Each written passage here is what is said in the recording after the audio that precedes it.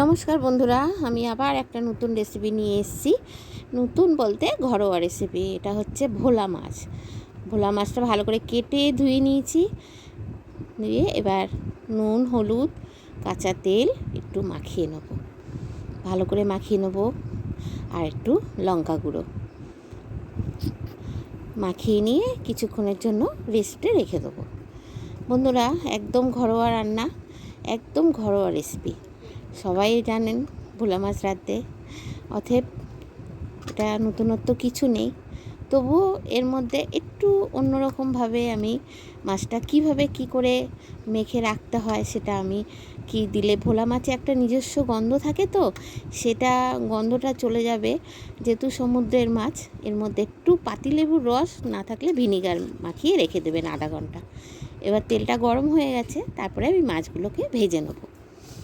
আমার সকল নতুন বন্ধু, পুরনো বন্ধু, সকল বন্ধুদের বলছি, আপনারা আমার রেসিপি রান্নাঘরে স্বাগত বললাম। আর কিছু যদি ভুল ত্রুটি হয় তাহলে ক্ষমা করে দেবেন বন্ধুরা। আর আমার পুরনো বন্ধুদের বলছি যে আপনাদের অসংখ্য ধন্যবাদ আমাকে এগিয়ে নিয়ে যাওয়ার জন্য। আমাকে লাইক, শেয়ারটা করেন না, এটা ভুল বললাম, সাবস্ক্রাইব কমেন্ট করেন, তাদেরকে আমি অসংখ্য ধন্যবাদ দিচ্ছি। বাচ্চাদের আমি বুক ভরা ভালোবাসা দিচ্ছি, মানে আমার চেয়ে ছোটো যারা, তাদেরকে আমি বলছি বুক ভরা ভালোবাসা। এই মাছগুলোকে উল্টে পাল্টে ভেজে নিলাম। এরকম সব মাছ আমি ভেজে নেবো। মাছগুলো ভালো, মাছগুলো ভেঙে যাচ্ছে না, মাছগুলো বেশ ভালো আছে। এমনি তো ভোলা মাছের একটু অসুবিধা হয়, কেন অনেকে খেতে চায় না, একটু গন্ধ আছে। ভোলা মাছের নিজস্ব একটা গন্ধ আছে তো। আর সমুদ্রের মাছ দূর থেকে আসে, অনেক দিন আগে তুলে রাখে, বরফে রাখে, তার জন্য একটা গন্ধ হয়ে যায়। তার জন্য ভালো মাছ দেখে নিতে হয়। আর তবুও তার মধ্যে একটু লেবুর রস মাখিয়ে যদি রাখেন তাহলে বেশি ভালো। এবার ওই মাছগুলো ভাজা হয়ে গেছে সব। এবার ওই ভাজা তেলের মধ্যে শুকনো লঙ্কা আর কালো জিরে আমি দিলাম, দিয়ে ফোড়ন দিয়ে তার মধ্যে পেঁয়াজ দিয়ে দিলাম, দিয়ে ভালো করে নেড়ে চেড়ে নেবো। রসুনটা এখন দেবো না, কিন্তু এটা একটা ছোট টিপস। আমার ভোলা মাছটা একদম ঘরোয়া রেসিপি ঠিকই, কিন্তু আমি ভোলা মাছটা কীভাবে কী করে করলে জিনিসটা ভালো লাগে, অনেকে গন্ধের জন্য মনে করে যে ভালো লাগে না, খাবো না, ওই কারণে আমি সেইগুলো ছোটো ছোটো টিপস বলে দিচ্ছি। ভাজার মধ্যে লঙ্কাটা, এই পেঁয়াজটা আদা ভাজা হলো, তারপরে কাঁচা লঙ্কা বাটা দিলাম, আদা বাটা দিলাম, এবার শুকনো লঙ্কা গুঁড়ো দিলাম, এর মধ্যে একটু শুকনো লঙ্কা গুঁড়ো দিলাম আর একটু জিরে গুঁড়ো দিলাম, দিয়ে সামান্য আগে একটু জল দিয়ে নিয়েছিলাম আর হলুদ দিয়ে দিলাম, কেননা এগুলো শুকনো মশলা তো। আর একটু নুন দিলাম।